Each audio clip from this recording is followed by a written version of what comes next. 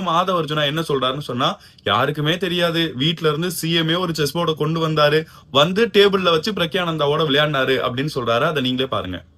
டக்குன்னு சிஎம்ஏ வந்து யாருக்கு தெரியாம வீட்ல இருந்து ஒரு செஸ் போர்ட் கொண்டு வந்திருந்தாரு. யாருக்குமே தெரியாது. சொல்றாரா? ஆனா இதுக்கு பிரக்யானந்தா கொடுத்த ரிப்ளை என்ன தெரியுமா? அவங்களே தான் வந்து போர்டு எடுத்துட்டு வர சொன்னாங்க. ஸோ எடுத்துட்டு வந்து அவங்க டேபிள்லேயே தான் அரேஞ்ச் பண்ணி டக்குன்னு செட்டப் பண்ணி விளையாட அவங்க தான் ஆரம்பிச்சாங்க. வீட்ல இருந்து ஒரு செஸ் போர்டு கொண்டு வான்னு சொல்லவே செஞ்சிருக்காங்க. அதன் அடிப்படையில தான் இவர் கொண்டு போயிருக்காரு. ஆனா இத வச்சு எப்படியாச்சும் மக்கள்கிட்ட விளம்பரம் தேடிடணும், இதை ஒரு பெரிய விஷயமா காமிச்சிடணும்ன்றதுக்காக யாருக்கும் தெரியாம சிஎம்ஏ வீட்ல இருந்து செஸ் போர்டு எடுத்துட்டு வந்து விளையாடினாரு அப்படின்லாம் சொல்லி யாரை இப்ப முட்டாளாக்க முயற்சி பண்றீங்க? இப்படி Wait a minute. Who are you?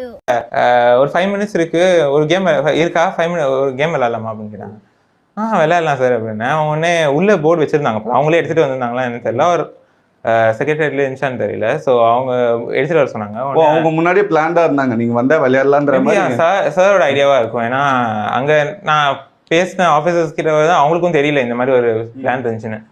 So அவங்க போர்டு எடுத்துட்டு சொன்னாங்க. அவங்க டேபிள்லேயே செட்டப் பண்ணுவோம், டக்குன்னு செட்டப் பண்ணிட்டு விளையாண்டோம். அண்ட் அவங்க திங்க் பண்ணி கால்குலேட் பண்ணி தான் விளையாடிட்டு இருந்தாங்க. ஸோ அது வந்து இன்ட்ரெஸ்டிங்.